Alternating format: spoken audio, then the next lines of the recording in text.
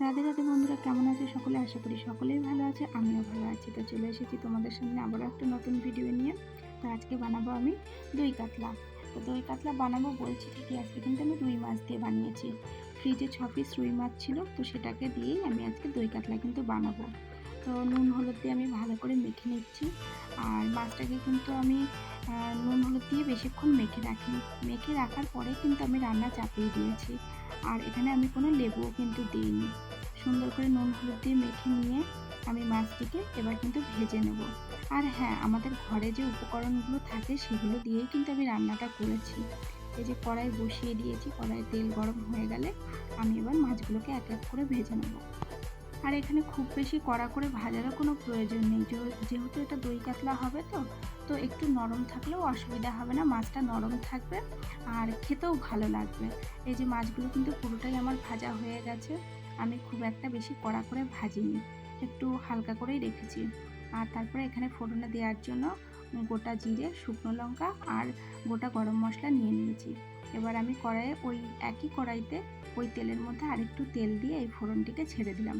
এই দেখো, ফোড়নগুলো একটু যখন ভাজা হয়ে সুন্দর একটা মিষ্টি গন্ধ বেরিয়ে আসবে, তার মধ্যে আমি এবার পেঁয়াজ বাটাটাও দিয়ে দেবো। এই যে পেঁয়াজ বাটাটা দিয়ে দিলাম, পেঁয়াজ বাটাটা দিয়েও কিন্তু আমি এবার একটুখানি নাড়াচাড়া করে নেব। পেঁয়াজ বাটা দেওয়ার পরে একটু আদা বাটা দিয়ে দিলাম। এবার তার মধ্যে আমি একটুখানি, তোমরা যে যেরকম পরিমাণে ঝাল খাও আমি সেই পরিমাণে ঝাল দিয়েছি। আর হ্যাঁ বন্ধু, আমি কিন্তু একেবারেই কাঁচা আর একটু পাকা লঙ্কা মিশিয়েই বেটেছি, কারণ আমি খুব একটা গুঁড়ো লঙ্কা ব্যবহার করি না। আর এটাতে আমার পছন্দ হয় না বলেই আমি এই দই কাতলাটা কিন্তু দিইনি। তারপরে একটুখানি দেখো লবণ দিয়ে দিয়েছি, হলুদ দিয়ে দিলাম, আর একটুখানি আমি এর মধ্যে এখন জিরের গুঁড়ো দিয়ে দেবো। তোমরা চাইলে ধনে গুঁড়োও দিতে পারো, কিন্তু আমি দিইনি, আমার ভালো লাগে না। এবার সব কিছু দিয়ে আমি কিন্তু মশলাটাকে এবার ভালো করে নাড়াচাড়া করে মিশিয়ে নেব। এই দেখো মিশিয়ে নিচ্ছি, আমি ভালো করে সুন্দর করে নাড়াচাড়া করে নিচ্ছি। কী বলো তো বন্ধুরা, কখনো কখনো মনে হয় একটু অন্য রকমের, একটু অন্য স্বাদের হলে কিন্তু মন্দ হয় না। আসলে এই রেসিপিটা আজকে তোমার দাদা ভাইয়ের পছন্দের জন্য আমি বানাচ্ছি। ও আজকে বলেছে এটা বানাতে। আর দুপুরে লাঞ্চে খেতে আসবে, তাই আজকে বানাচ্ছি। তো প্রথমে আমি এখানে একটুখানি কাজু, একটু চালমগজ আর একটু কিশমিশ দিয়ে ভালো করে কিন্তু বেটে নিয়েছি। ওটা দেওয়ার পরে আমি কিন্তু এখানে একটু টক দই দিয়ে দিলাম। আর হ্যাঁ, টক দইটা কিন্তু ফ্রিজ থেকে বের করে সঙ্গে সঙ্গে দিয়ে দেবে না, একটু কিছুক্ষণ রেখে রেখে তারপরে দেবে। কেননা সেই ওইভাবে রেখে দিলে না, তাহলে কিন্তু দইটা কেটে যাওয়ার ভয় থাকবে না। তো আমি ভালো করে কষিয়ে নিয়েছি, কষিয়ে নেওয়ার পরে কিন্তু আমি জলটাও দিয়ে দিলাম। যে যেরকম পরিমাণে গ্রেভিটা খেতে পছন্দ করবে সেই পরিমাণে কিন্তু রাখবে। তো আমি একটুখানি বেশি দিয়েছি জলটা, যেহেতু আমাদের গ্রেভিটা খেতে কিন্তু খুব ভালো লাগে।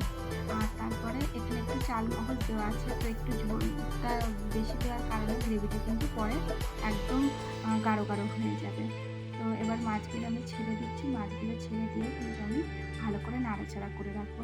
আসলে বন্ধুরা, তোমরা হয়তো অনেকে অনেকভাবেই এই রেসিপিটা রান্না করে থাকো, আর অনেকে রান্না করোও হয়তো, কিন্তু আজকে আমার এই ঘরোয়া পদ্ধতিতে আমি তোমাদেরকে দেখানোর চেষ্টা করলাম। যারা নতুন আছে, যারা সদ্য রান্না শিখতে চাইছো বা রান্না করবে ভাবছো, তারা কিন্তু এই রেসিপিটা একবার ট্রাই করতে পারো। সত্যি কথা বলতে বন্ধুরা, অসাধারণ খেতে হয় আর দারুণ লাগে, অল্প সময়ের মধ্যে কিন্তু খুব তাড়াতাড়ি হয়েও যায়। তো আমি এর মধ্যে একটুখানি ঢেকে দিয়েছিলাম, তো ঢাকাটা খুলে দেখলাম ঝোলটা হয়ে গেছে।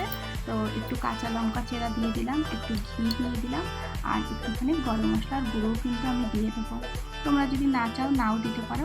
আর হ্যাঁ বন্ধুরা, আমি কিন্তু এর মধ্যে একটু চিনি দিয়েছি। চিনিটা না দিলে কিন্তু টেস্টটা ঠিকঠাক আসবে না।